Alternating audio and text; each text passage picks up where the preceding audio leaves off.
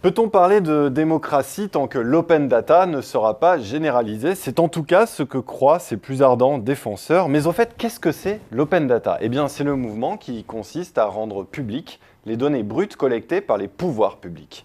Donc, de les rendre consultables et surtout exploitables par tous les citoyens. Cette définition, elle est d'autant plus importante que rien qu'en l'énonçant, on comprend immédiatement que l'open data, c'est un projet avant tout politique.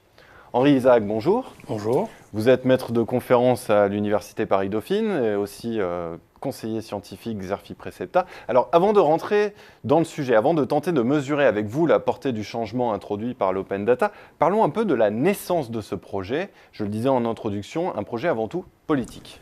Alors, l'origine de l'open data, on la retrouve aux États-Unis, lorsque le pape du Web 2.0, Tim O'Reilly, et un groupe d'acteurs du net, a commencé à expliquer que l'open source, la manière de construire des logiciels de façon collaborative, à partir de données librement partagées, pouvait s'appliquer à peu près à tout.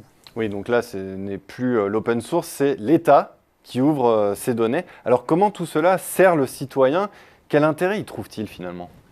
Alors, la première remarque, c'est que l'open data est en quelque sorte un juste retour des choses, puisque le citoyen est aussi un contribuable qui a payé pour la production de ces données.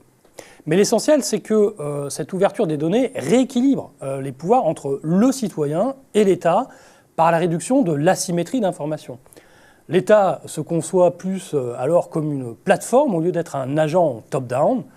Aux États-Unis, le slogan du site gouvernemental d'open data, data.gouv, c'est « Empowering People », c'est-à-dire renforcer le pouvoir du peuple. Tout cela fait partie du projet Open Government, gouvernement ouvert. Si bien qu'on peut, comme la police peut le faire, effectuer des recherches sur les antécédents judiciaires de la nounou que l'on voudrait recruter pour garder ses enfants. Alors là, bien sûr, en France, la conception de pouvoir, elle est bien différente de celle aux États-Unis, mais l'État français aussi, finalement, il s'est un petit peu mis à l'open data. Oui, mais plus doucement. Une agence gouvernementale placée sous l'autorité du Premier ministre a vu le jour en 2011. Il s'agit d'Etalab. Pour le moment, les données que l'on peut y trouver sont assez peu nombreuses et basiques. La liste des associations subventionnées, des statistiques sur le nombre de personnes écrouées, etc. Tout cela est téléchargeable librement pour pouvoir ensuite être exploité, certes, mais sous un format Excel, XLS. Autrement dit, un pis-aller, puisque le format auquel les données devraient être ouvertes est le format XML. Alors pour le moment, assez peu de données, des données assez basiques, mais imaginons que dans quelques années, on ait accès à toutes les données de l'État que l'on veut.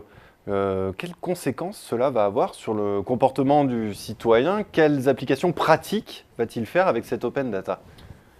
Eh bien, on pourra, par exemple, croiser le nombre de délits et le taux de réussite au bac dans un quartier, ce qui modifiera certainement le comportement d'un citoyen quand il achètera un bien immobilier. Oui, donc la conséquence, c'est que les données vont mettre en lumière les faiblesses de l'État, les limites de l'action publique. Bien sûr. Imaginons que l'on croise sur une longue durée des données médicales, état de santé des patients et traitement thérapeutique. On pourra alors identifier de façon extrêmement précise et fiable les médicaments inefficaces. On travaillera en effet sur l'ensemble de la population et non sur un échantillon éventuellement biaisé.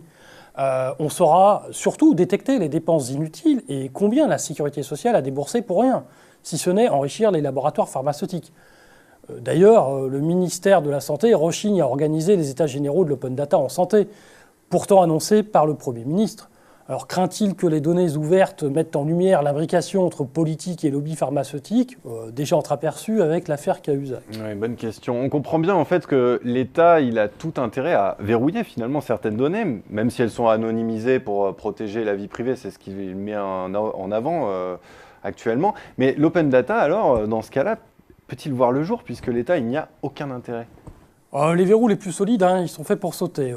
Avec une dette qui avoisine les 90% du PIB qui continue d'augmenter, des acteurs économiques pourront bientôt exiger l'accès à ces données qui permettront de trouver les zones d'économie. Le contribuable, lui aussi, peut faire pression pour savoir où et comment est dépensé son argent. La lame de fond me semble donc assez inéluctable. Oui, tout cela, c'est plus de transparence. On le sent notamment avec le big data qui arrive. Merci Henri Isaac. C'est donc une rupture disruptive dans la démocratie, un concept vieux de 2600 ans dont vous nous parlez. Henri Isaac, merci encore pour cet éclairage. Merci.